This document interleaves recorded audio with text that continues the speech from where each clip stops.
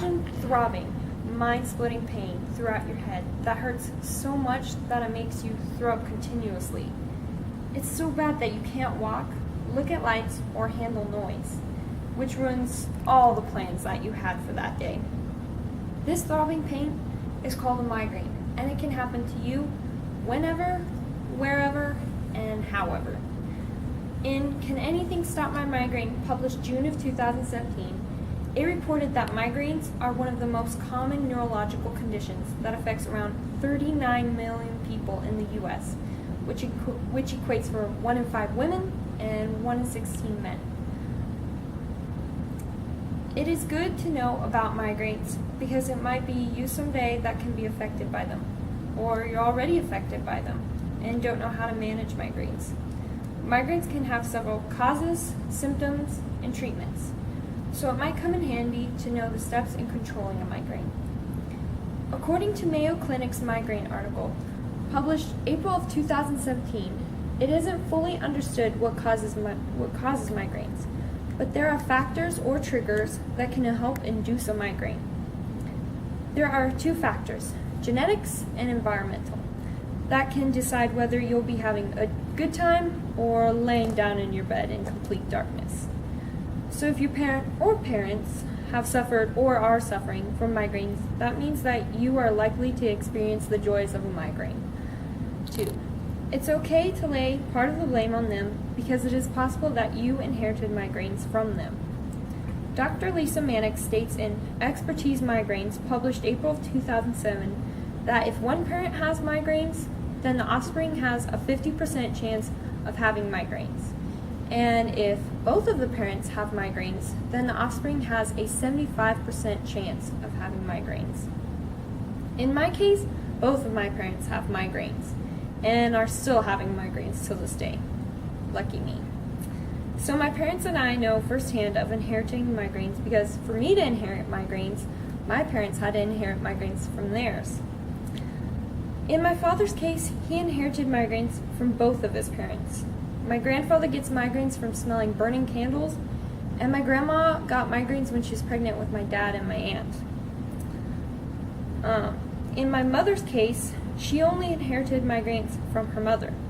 This grandmother had frequented migraines in her childhood and younger adult years. They have stopped, and the source of her migraines remains unknown to me. Not only can genetics play a factor of acquiring migraines, but also the environment can affect whether you have a migraine or not. Jan Mundo, author of Help for Migraines, that was published March of 2017, recorded in her article that one of her patients came to her to receive relief from her migraine that was stress-inflicted. This trigger, stress, is also listed on Mayo Clinic's article, Migraines, as being a factor to inducing migraines. Other changes in the environment can affect the addition of a migraine to your day.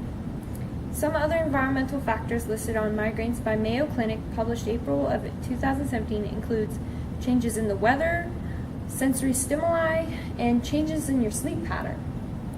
These changes might be barometric pressure, bright flashing lights, and gaining or losing too much sleep. There are many factors and triggers that can set off a migraine.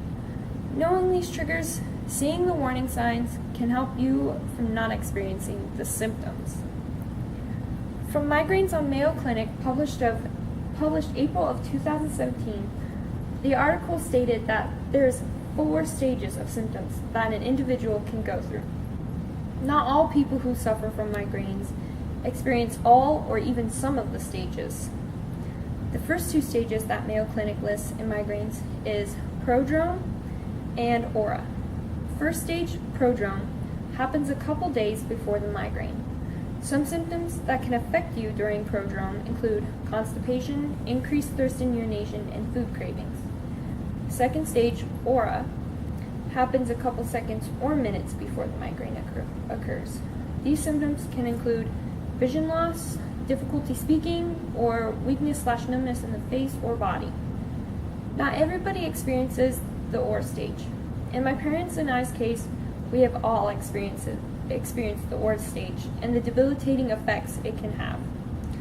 Both my mom and I can lose vision in one eye or have spotted vision.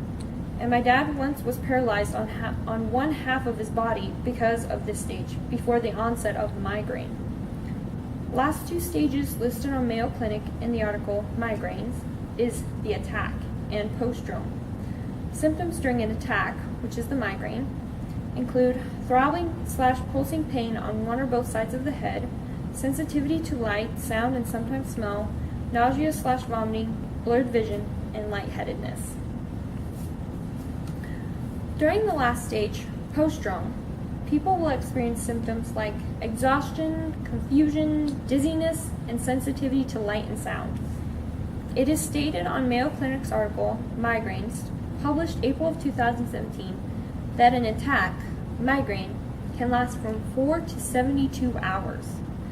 From my mother and I's experience, our migraines have lasted 24 hours when medication is available. When my mom was a child, there wasn't medication available, so she would have to deal with the symptoms of a migraine for days. To relate to the last stage, postdrome, it felt like running a 3-mile race, even though you've just been laying down for the whole day. Not only are you physically exhausted, but so is your mental state too. Needless to say, migraines are horrendous, and I wouldn't wish it upon even my enemies to go through those symptoms. Fortunately though, medication has been invented to ease most of the pain caused by migraines. In Can Anything Stop My Migraine, published June of 2017, it stated that the first medication to be invented for migraines was in the 1990s, and the drug was called sumatriptan. This medication was a relief to all those who were suffering from migraines, but it wasn't all that it was cracked up to be. Also stated in Can Anything Stop My Migraine, it said that only 30% found relief from migraines by using sumatriptan. I am included in this 30 percentile. Not only does this medication have a limit on its relief, but also has side effects. Some side effects include sleepiness, tightness in the chest, and dizziness. Also, people with heart diseases and with a history of strokes are not allowed to use this medication either because the drug constricts their blood vessels. Since the invention of sumatriptan, there has been more research and new medication on the rise. One of these new ways listed in Can Anything Stop My Migraine was monoclonal antibody treatment. This has yet to be offered to the public and is still under research.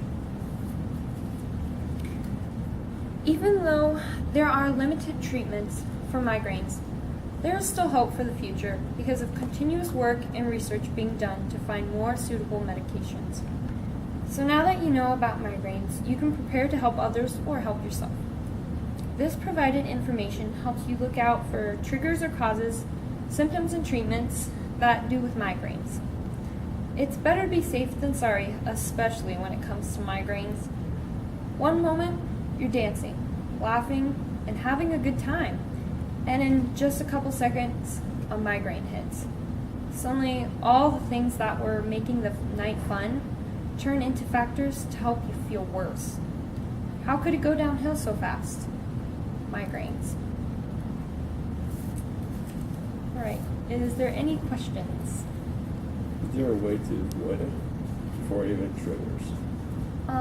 Yes, in one of the articles that was provided by Mayo Clinic was that for foods and for smells like burning candles, you can avoid burning candles, or you could avoid foods like maybe hazelnut sets it off, or maybe like garlic, or like certain types like ethnic foods or something like that.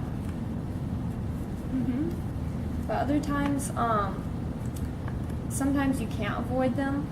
Like if you're just genetically like resolved to it, like you can't really avoid it. Sometimes you just have them.